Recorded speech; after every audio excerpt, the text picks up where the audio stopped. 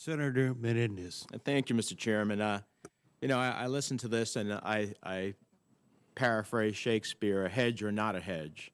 That's the real question. And it seems to me that you called these trades that lost anywhere between $2 and $4 billion economic hedges, a tempest in a teapot, which I now understand you regret, and went on to say that it morphed. But really, a hedge, as I understand it, doesn't create a loss without a corresponding gain. That's why you're hedging. And what seems to me that happened here is that you were pursuing a synthetic loan portfolio, selling CDSs, which in essence was a toxic instrument that caused a big part of our challenges of 2008, the crisis of 2008. And so really, when you reduce a hedge or hedge a hedge, isn't that really gambling? I don't believe so, no.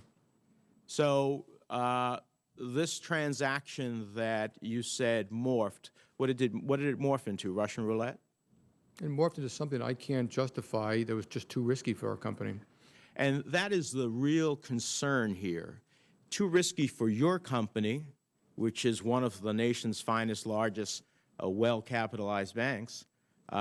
If it's too risky for your company, what stops it from being in the future too risky where you lose not 2 to 4 billion, but 50 billion? Create a size that ultimately creates a risk on the bank that takes that bank into the possibility of a run and then ultimately becomes the collective responsibility of each and every American. That's what we're trying to prevent here. So I've heard you talk about the fortress balance sheet, and I'm glad to hear you say to Senator Schumer that we should take comfort that banks are more collateralized. But in saying so, one way to think about this is I wonder what your views, do you regret calling the efforts to require banks to hold more money, quote, un-American, and, quote, putting the nail in our coffin? Today you cite the fortress balance sheet of your bank as a way to prevent against the challenges, yet you railed against us when we were in fact trying to pursue greater capitalization of these banks. Is that a regret you had of those comments then? No, I don't think what you said is true. I supported parts of regulation and reform. I supported higher capital, higher liquidity. We supported an oversight committee. We supported standardized derivatives going to clearinghouses. We supported proper transparency. We supported a lot of the things that you requested. And we did not fight everything. When I mentioned the anti-American thing, I was talking about between Dodd-Frank and Basel, things which were being skewed against American banks. And, so, the American banks can't have preferred stock like the foreign banks can have. But American banks can't do qualified mortgages. Did you not specifically say, as part of your un-American comment, that the requirement for banks to hold more money was un-American? I did not. Well, I'd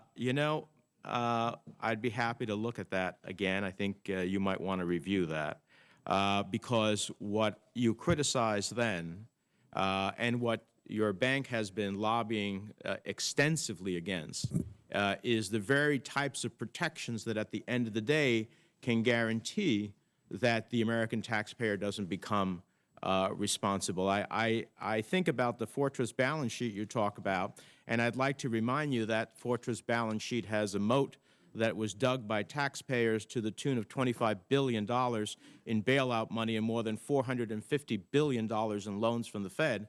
So it seems to me that the American people are a big part of helping to make your bank healthy.